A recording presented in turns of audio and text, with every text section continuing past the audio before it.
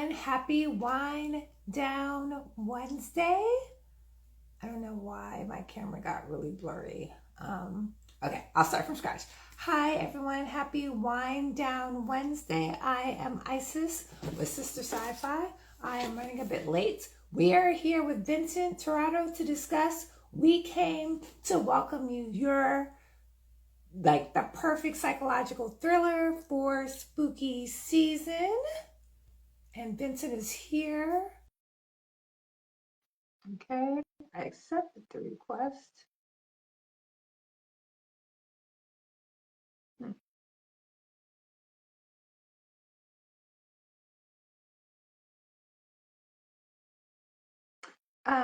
Well, okay, accept the request from Vincent. Let me know how your Wednesday has been in the chat. Let me know what you're reading. Hey, Bree, how are you? Let me know what you're reading. Let me know what you're excited about for spooky season. All the good things. This is weird because I keep accepting it and nothing happens. Okay, so Vincent, please make sure that you're joining. Yay! Happy you're really winding down. I love the lives in your book, your comic Kiki with Keisha. So that's been fun to watch. Vincent, please make sure that you're on your smartphone, but you've done this before, that you're in the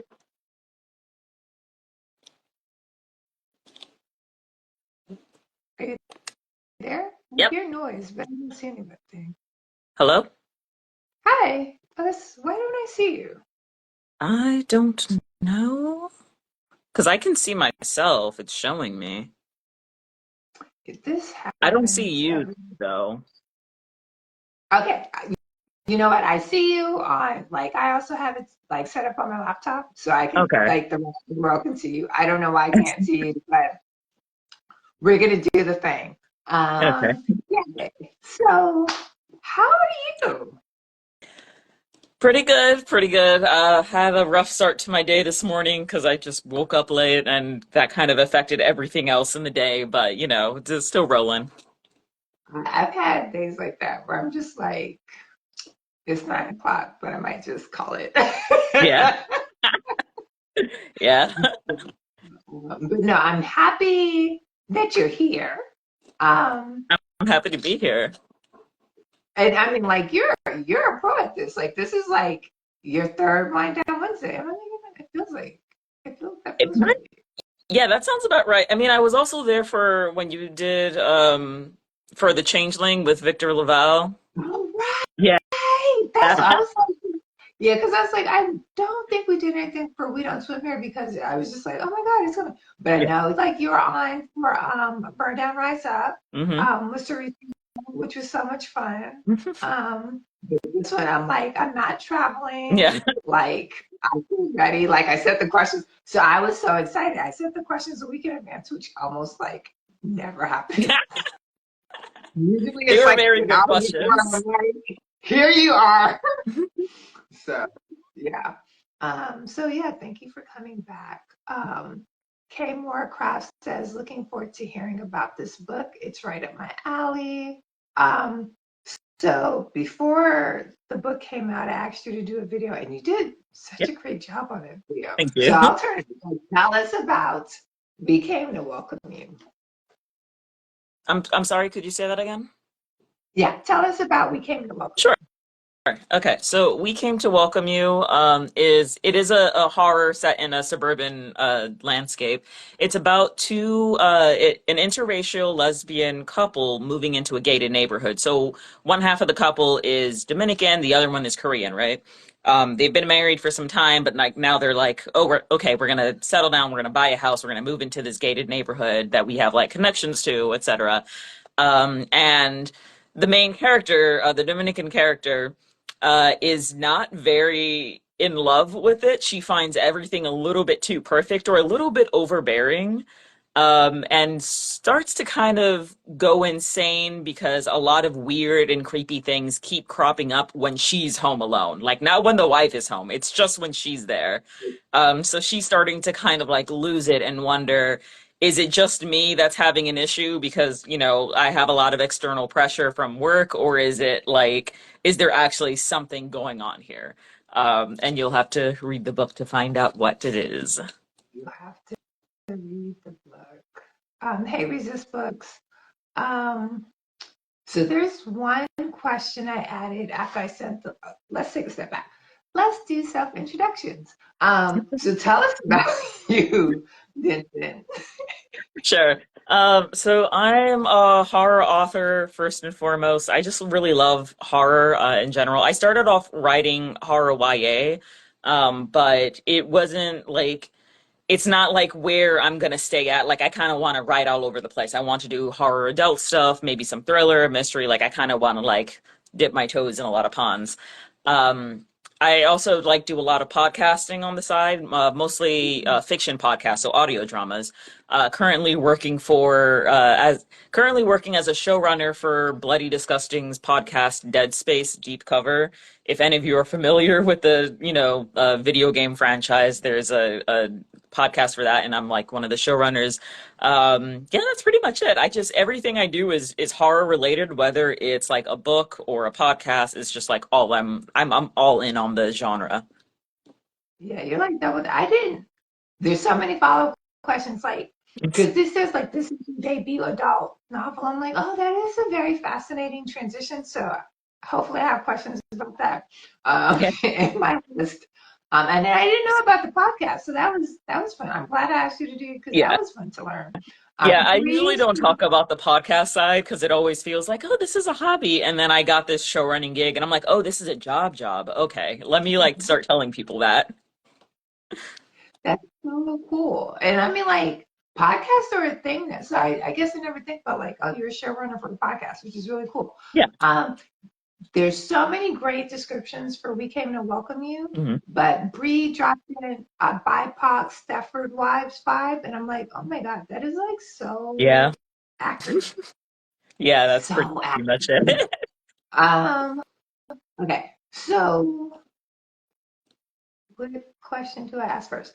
So at first, my first question was gonna be about the ending, but I'm gonna switch it. I want to actually talk about the cover because I think there are only like two books that I saw on Sister Sci-Fi that don't have Black people on the cover. But Hmm. for this book, I was like, oh, I know who this is. I know what character this is. So tell us about the cover. Like, was there a mood board? How did this cover come to be? So, when usually the marketing team asks me like, "What do you envision about the cover?" and I'm a huge fan of like daytime horror because a lot of like the general horror is usually done at night. Everything's spooky. There's like spooky homes or whatever. It's usually just like everything is very hidden in the darkness. But I like the idea of like the horror kind of meeting you at your door with the pie in a hand. And so like because the homeowners association is like a prevalent thing in the book, I was like, okay, I want to have like three homeowners association member, like just like three people here. Maybe like bringing like a gift. They do bring a gift in the book, but it isn't a pie. This is just like the horror for the just to get you like hooked into it. Like bringing just a gift, and I want it to have like I want it to be very obvious that this is all happening in the daytime. Yeah, the faces are shrouded in like this shadowy, just like vague details. But like, there's like, oh, everything in the background looks so lovely. And so I was just kind of like, yeah, I want that feeling. I want it to be very obvious that this is going to be not a typical like, oh, everything is hidden in darkness. Heart like this is very much upfront. And I wanted it to like literally welcome you. Like I like as the title suggests, these are three people coming to welcome you into this book. So that was like my 2 cents that I gave them, and they delivered flawlessly. They really did. I mean, even with this, I mean, we can see it even in the pie, like there's all kind of like stuff, which Yeah, actually I didn't really think about it until now, but I'm like, oh, that makes so much sense with the yeah, book. Hmm. Um, so Bree says daytime horror is so much more terrifying. Yeah, because there's no place to hide. Like it's right Right. there. Yeah. So let no spoilers. We're not about that spoiler life. But let's talk about the ending, right? Okay. So, so with Burn Down Rise Up, I I felt like our smart brave characters unabashedly like they won, Yeah. right? I was like, yes. And also I think I love happy endings, right? Yeah. I wasn't so sure with the end if we came to welcome you. So how did the ending feel for you? Do you feel like Saul won at the end? Saul won at the end. I so Honestly, I rewrote that ending 3 times in writing this book. And they were three drastic, like when I say drastically different, I mean there was an ending where Soul commits arson. Like it's like the three drastic endings to it because I couldn't like figure out like how do I want this to end? How do I normally write, my horror? And usually it's like Burn Down, Rise Up or We Don't Swim Here where the protagonists come out the other side, like triumphant and everything. But I didn't feel like that would be quite as realistic in an adult vibe. Like I was considering Soul as a person and like all of the different characteristics that kind of like shape her. And I just thought like, okay, I don't see her like no spoilers, absolutely no spoilers. I don't see her coming out triumphant in the same way that all my other protagonists have ever done. Like it is much more unabashedly like my previous horror, I mean, is much more like the unambiguous happy ending. This one I decided to kind of like leave it up to the audience. Like, what do you like? Do you think that she's, on the right path? Is she kind of, long got like just lost forever? Like, what do you think? And that felt a little bit more true to not just like the character, but also to the story as a whole. Because I feel like I love horror where there's a good ending, but I also really love ambiguous endings. I think that it kind of plays with your mind a little bit, and because this book is very much like kind of like gaslighting in book form, like that's what I feel. I think the ending like really makes it like makes the case for it as a whole. Yeah. Okay, okay, okay, okay. Yeah, I like that. Speaking of soul, Mhm. and writing We Came to Welcome You, where does Vincent end and this character begin? Because demographically, there are a lot of similarities. Yeah, right. Right. That's so much is really just kind of like taken from my life. Like, obviously demographically, like we're both Dominican, we're both queer people, etc. Like that's just like normal. Um, I think, oh my God. Even like her background, I was pre-med when I was in college. And so Mm. all of like the little medical stuff or like the her studies of like microbiology, that is literally just taken from like my senior thesis. I was just like, well, I have the knowledge. I might as well sprinkle it in there. It works. Um, so a lot of her like life experiences kind of mirror my own. Honestly, just similar to like Burn Down, Rise Up. I said the same answer then. But I think that the major difference is she's definitely much more she's much more haunted than I am. Because I feel like I've definitely gone through my work in therapy and I've worked on my issues and I'm kind of on the other side, like, okay, yeah, I'm good. And she's like not even really trying to make the journey. She's just kind of like, this fucking sucks. And I'm like, yeah, it's gonna suck, but you get through it. And she's like, nah, I'm staying where it is right here. It just sucks. This is all there's no good side. She's very much glass half empty person. Yes. And like that's where like the two of us kind of differ.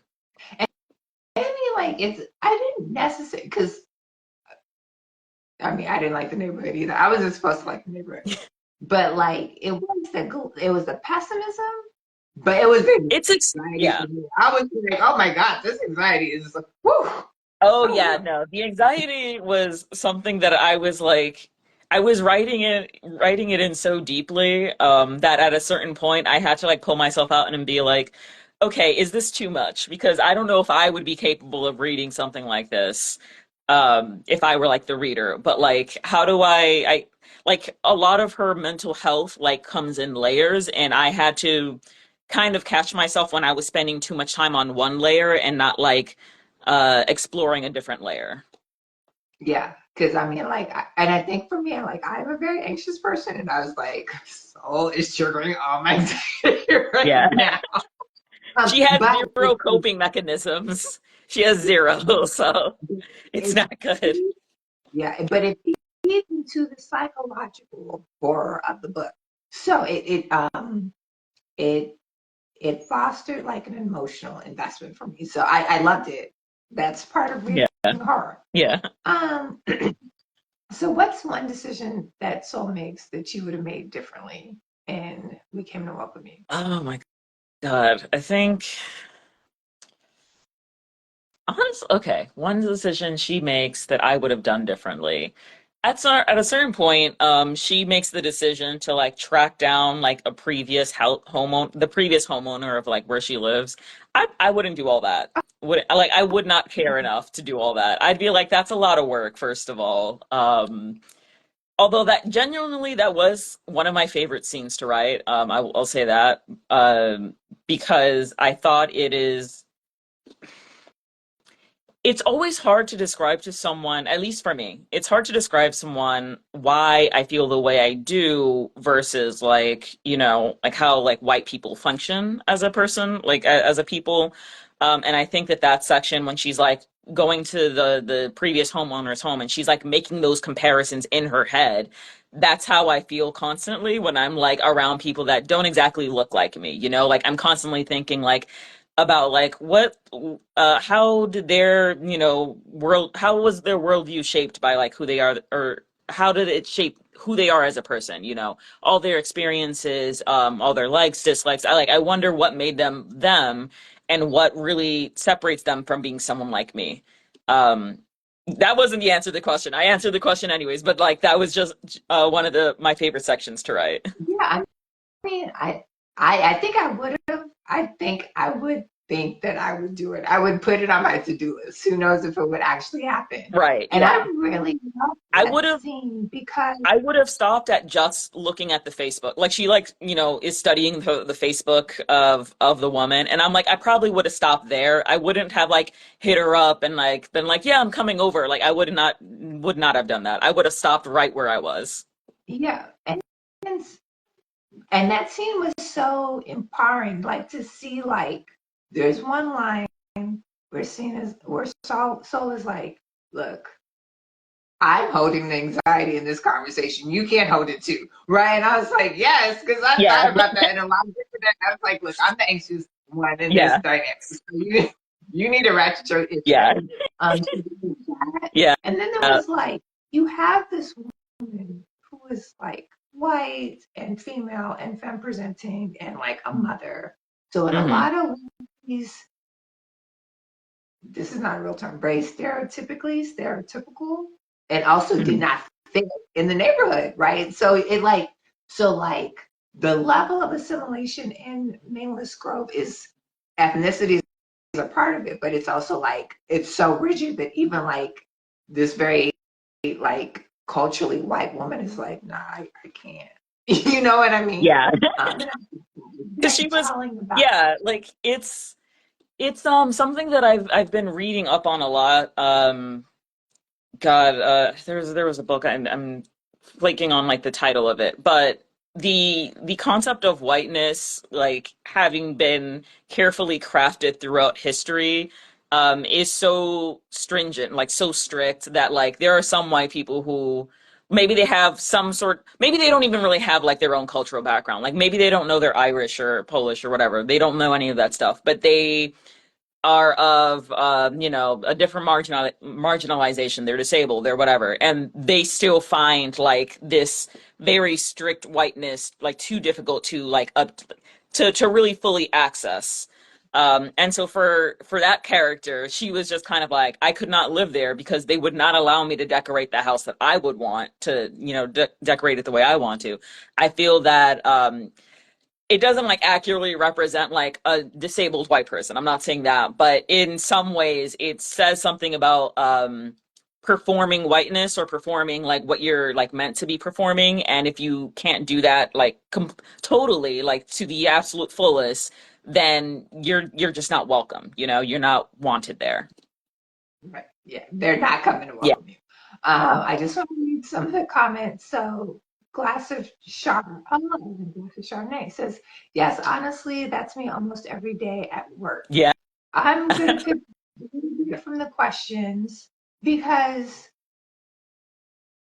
with, and probably before the other black girl, but that's the one that comes to mind. There's like the other black girl, there's Sorry to Bother You. There's been like this advent of like psychological thrillers that are set in the workplace.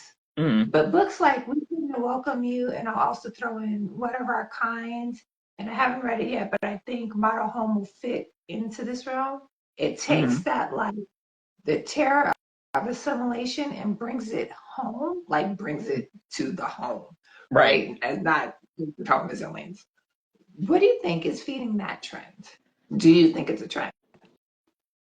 I think it's sort of a trend. I consider it a welcome trend. Like I like that we are kind of delving into like this new kind of horror that is one inclusive, but not just inclusive for the sake of making a quick buck. It does actually explore like what it means to be black in a mostly white space.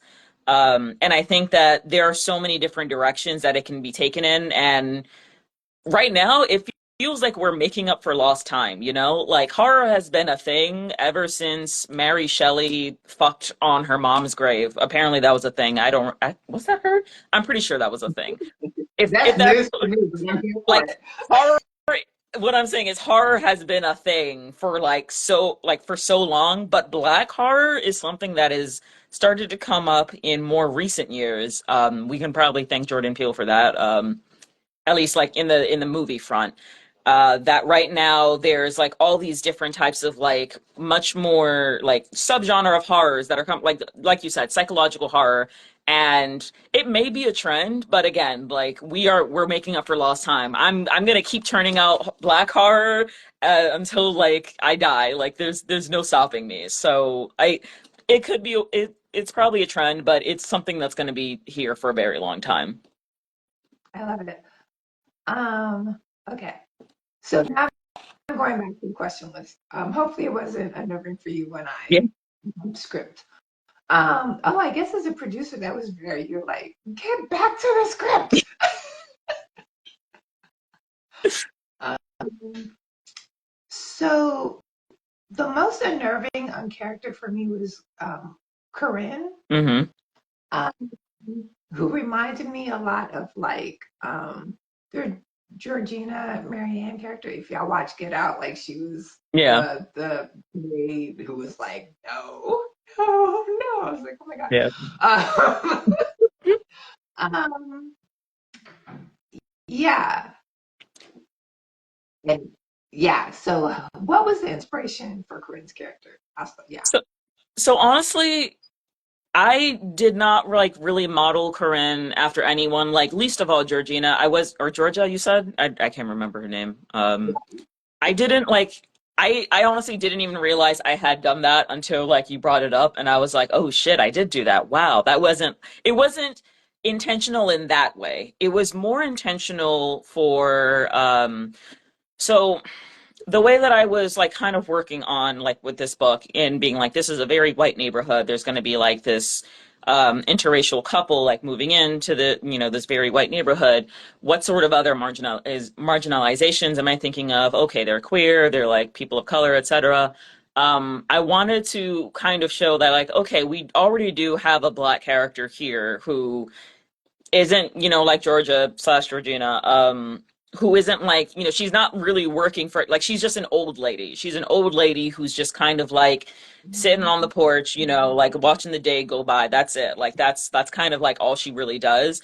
And yet there is this sinister, situation that kind of goes on around her, that the purpose of her character was mostly to show if you think you're safe, you're not. Right. Like that's kind of it. Like that was my whole thing because I thought it'd be a little bit too on the nose if Soul was genuinely the only black person there. Because I've been to many functions where I'm not like there may be one other black person, but that doesn't mean I feel immediately safer, depending on who the black person is, you know? Like sometimes it's like you gotta see like why are we both here in a mostly white space? Like I know why I'm here, but I need to know why you're here. Like it's one of those situations.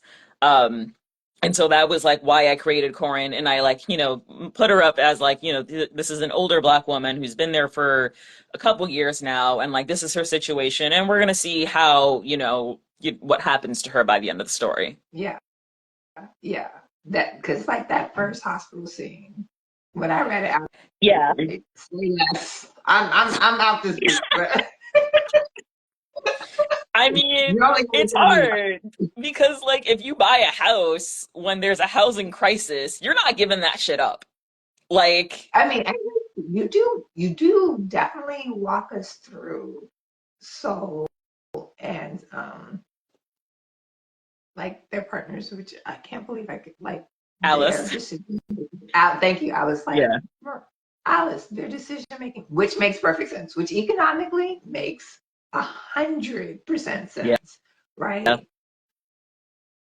Like, like especially if when, you're like a person of color who's like, I've always kind of like lived in the hood or whatever, and I finally buy a house, like when you come from that sort of like mindset, or at least like because for Soul, a lot of her childhood is just entrenched in trauma, like she doesn't have many good childhood memories.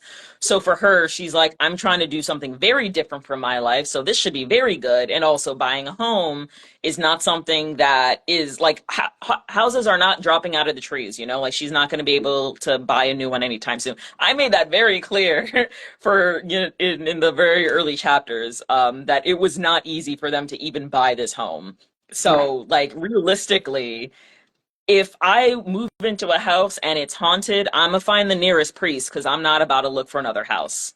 And I mean, and that makes perfect. I think, you know, like as problematic as Saul's dad was when he told that story, about Mm, like the other in the Dominican Republic. I was like, I see the yeah, lesson.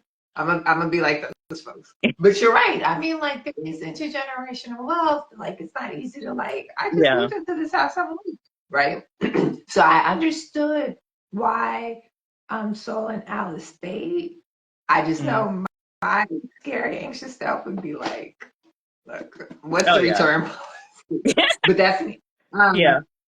I'm gonna go back to the comments. Melody Cooper says, hey, Melody. Hello. Um, Bree says, get out.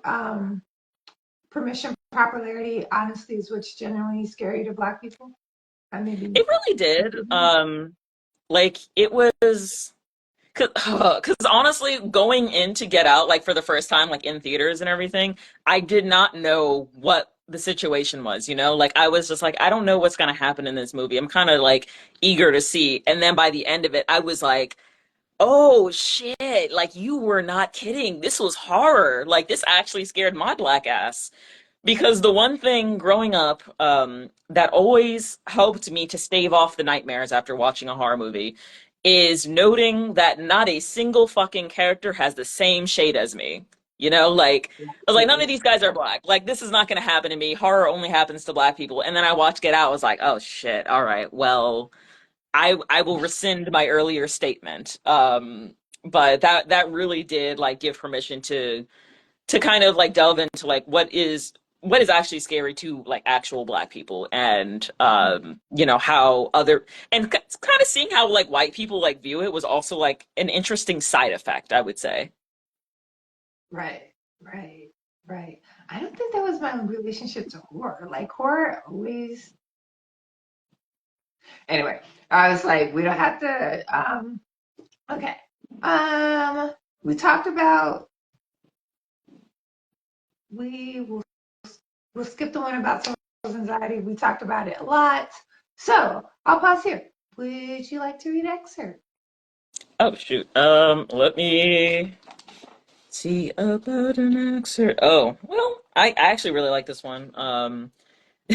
I randomly opened it to, oh wait, no, let me do the welcome party. I love the welcome party. The Just give welcome me party like, to yeah. world. Okay. Oh. Okay.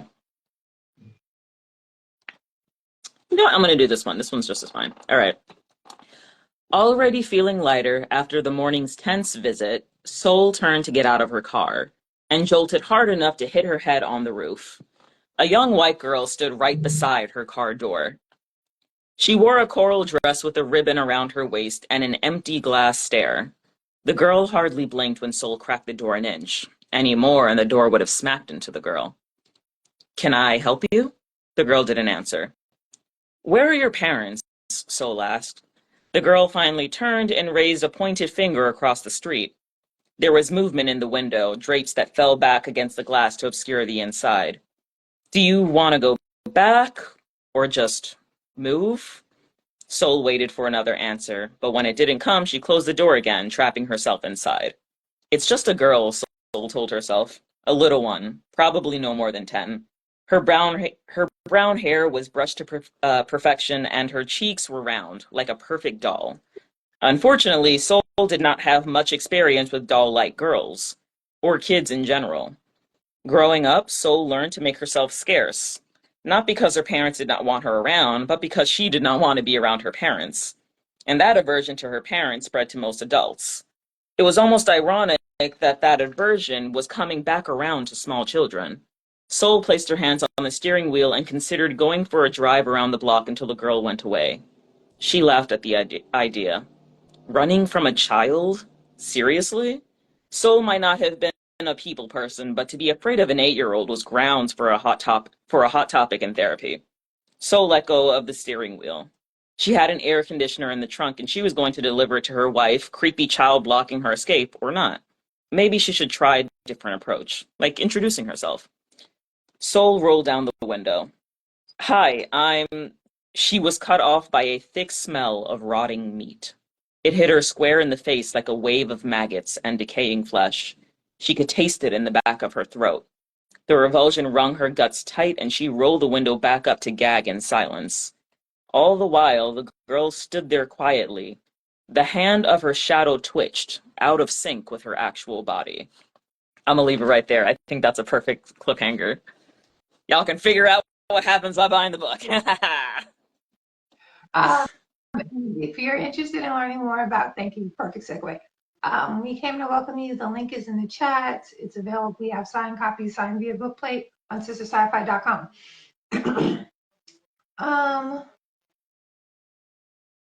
The kids in Maneless Grove were so weird. Oh, I mean, at least they were weird to me, but maybe I don't know. they were genuinely weird, and like I think so. I sort of like mirrored them after these small children. So I went to this like Christian college that's like somewhere in the suburbs, and there was like one day where I was like skating from like my dorm like out to the nearest Rite Aid. I was like getting like just like junk food and stuff. And on the way skating there, I saw these like little white kids like outside with a table selling lemonade, like that shit you see on TV. And I was just like, y'all can't be serious. Like, I've never seen actual children genuinely selling lemonade, right? And I was actually thirsty, right?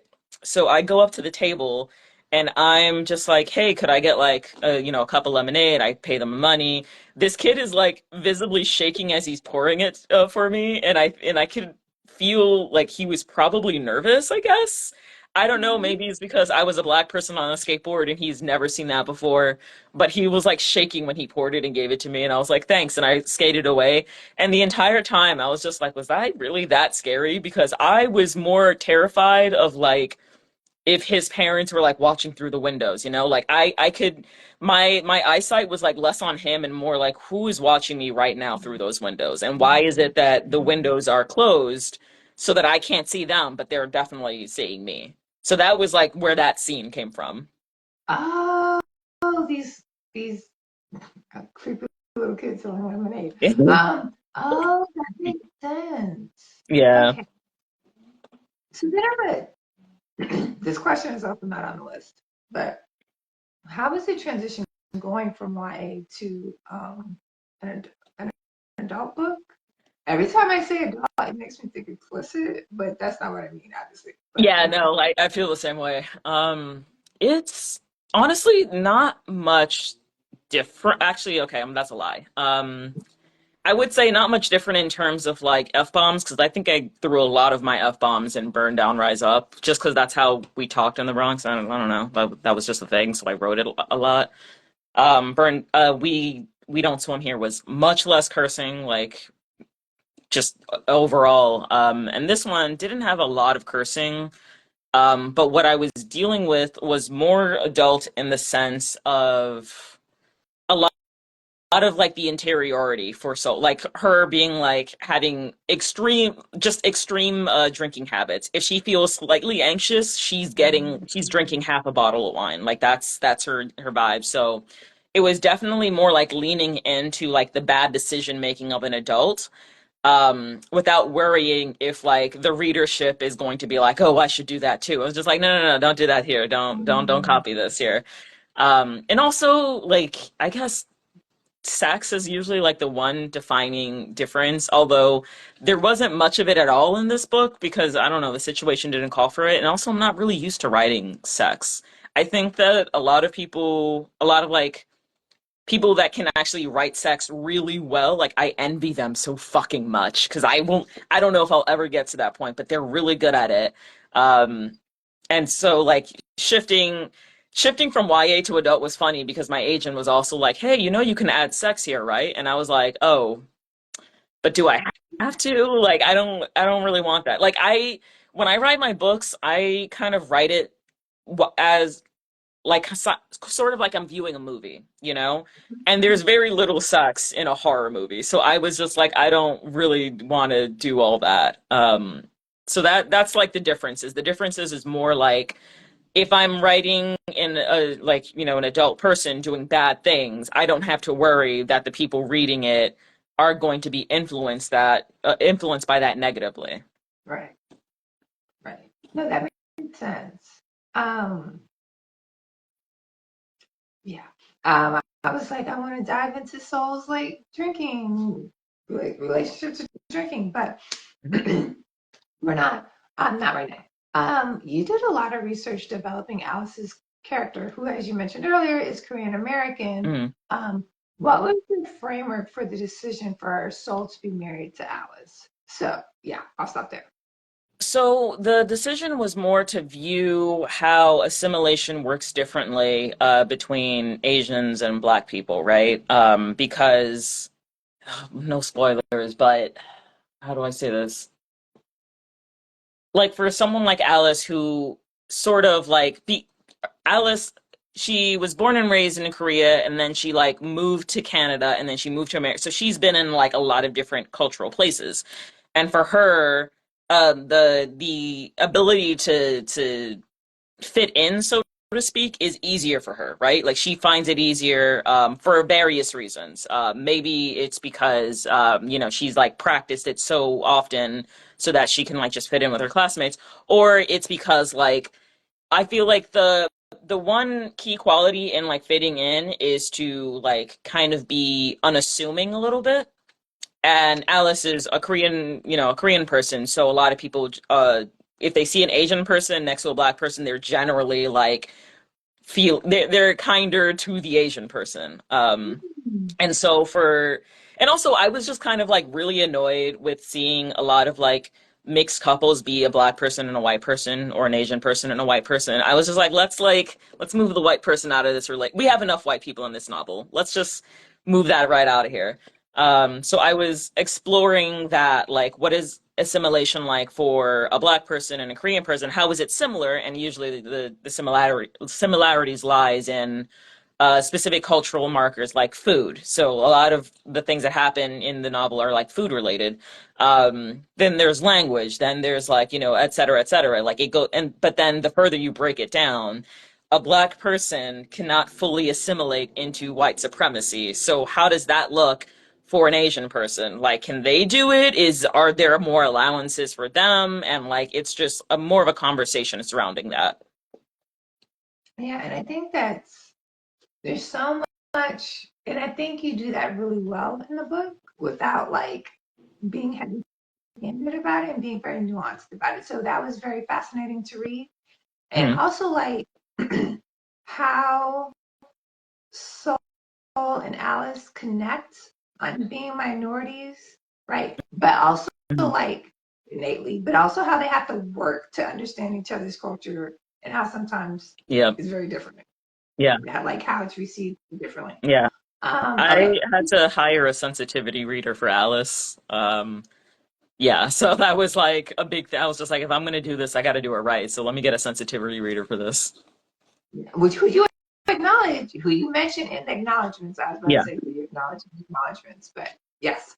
And so I appreciated that. So speaking of cultural hallmarks, white culture is a big part of the book, and you go for Trader Joe's. Um, and then there was a scene where it's like, how do you cook quinoa? And I was like, I know how to cook quinoa. I don't make quinoa patties, so it's like it had me question my black heart for a second, but then I was like, God, me. Of course, I'm super black. And then you don't mention Lululemon by name, Hmm. but you go for them. What when you were thinking about like, what bastions of mainstream culture to call out, how did you decide what was relevant, what was not, and why? Oh my God, that one's actually much harder than you realized. Because I feel like if you've gotten used to like the culture of the majority, sometimes it's kind of harder for you to pick it out because it's kind of like wallpaper, right? It's just there in the background. You don't think about it too hard. Um, the Trader Joe's one, specifically Trader Joe's, was something that I picked up from my sensitivity reader for a very specific scene in the book where they're talking about a Korean food. What was it? God, it's like rice cakes, I think, in English. I don't remember the Korean term, but the sensitivity reader, when I was like talking to her about it, she was like, "Yeah, Trader Joe sells that, but it's wrong." And I'm like, "What do you mean it's wrong?" He's like, "Well, it's supposed to be spicy, but they sell it sweet." And I was like, "Okay, that makes sense." So Trader Joe's specifically, it was like the sensitivity reader was just like, yeah, they just do it wrong. I don't know. Like it's the confidence of a white person who's taken like a year of Spanish, you know? Like that is the vibe Trader Joe's gives me when it comes to like cultural foods. And so that was where that one came from. Lululemon, honestly, I can't think of a wider brand than that to me. I don't know any person of color that genuinely is like, yeah, let's go to Lululemon. I never in my life. Um, and then I look around. the quinoa as Okay. well. It was just like I don't know a person of color that eats quinoa. Like I just don't. So like when I had to look up quinoa patties, that was because I was just like, what recipes are there for quinoa? Like I was just like, I don't fucking know. I have to look this up myself. Just because like white culture is very like prevalent doesn't mean it's easier for me to like spot it. Sometimes it's kind of like lurking in plain sight. Yeah. No, and I love those references in it because it does cause one to pause and think like what has become ubiquitous just because of its association to a particular culture. Right.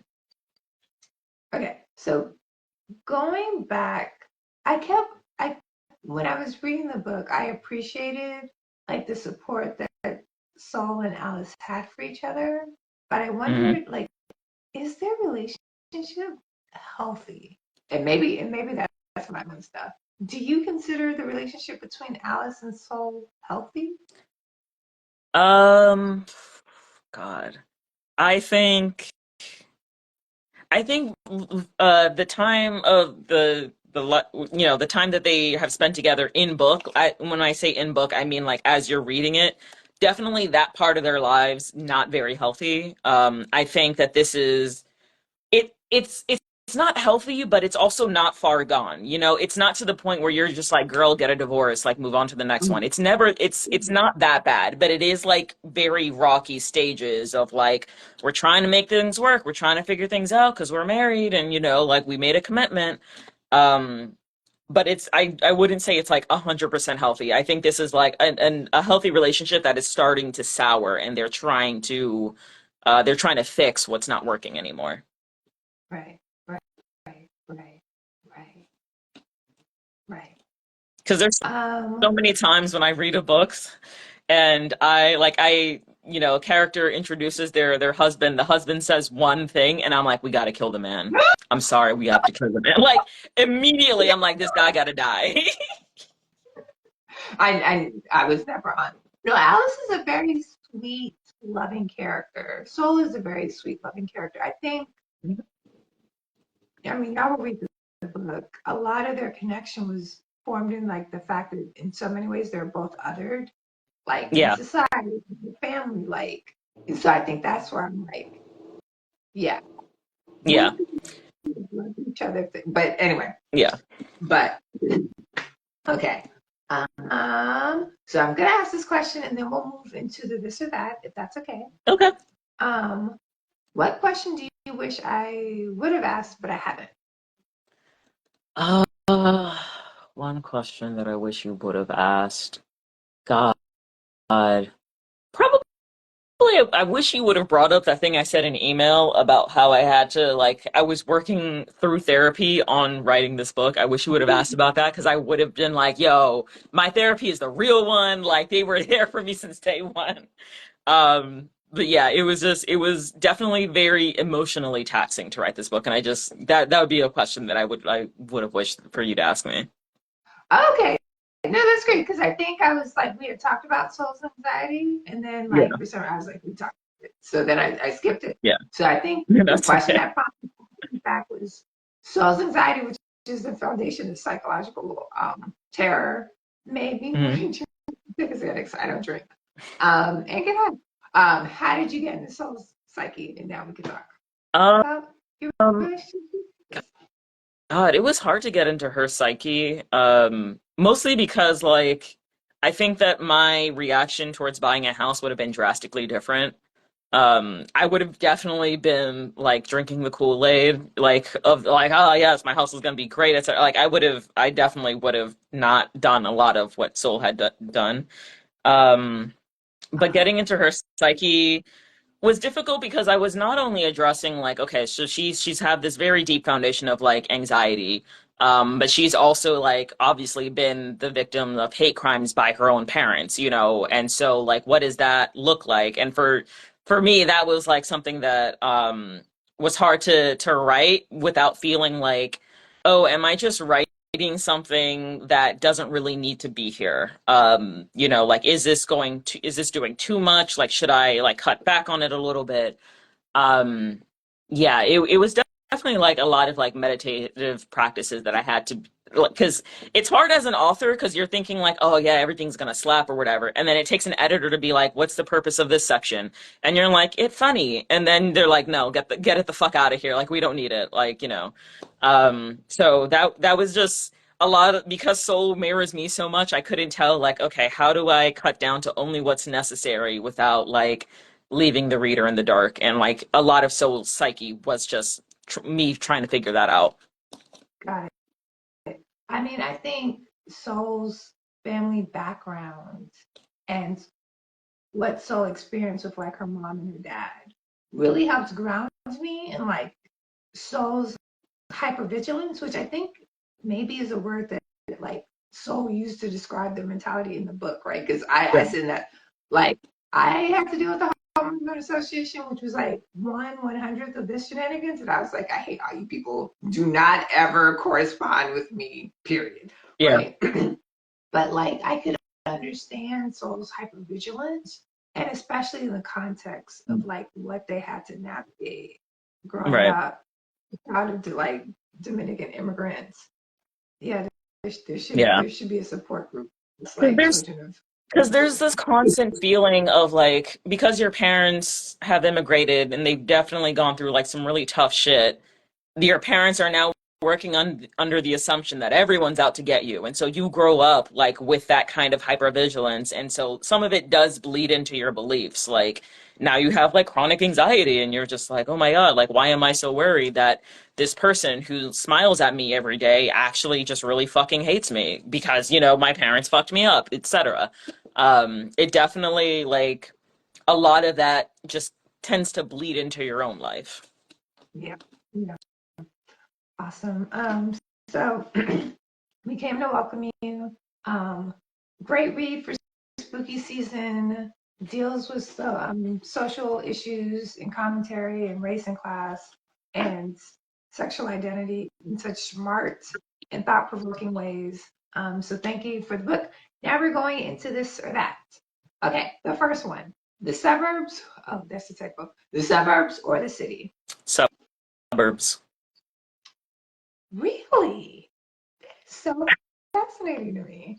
Listen, Most of like I love the city. I love it, but I can't deal with noise anymore. My brain is just like I need everyone to shut up for like several hours, and they won't do that because it's a city. So I'm like, I gotta move out. I gotta go somewhere else.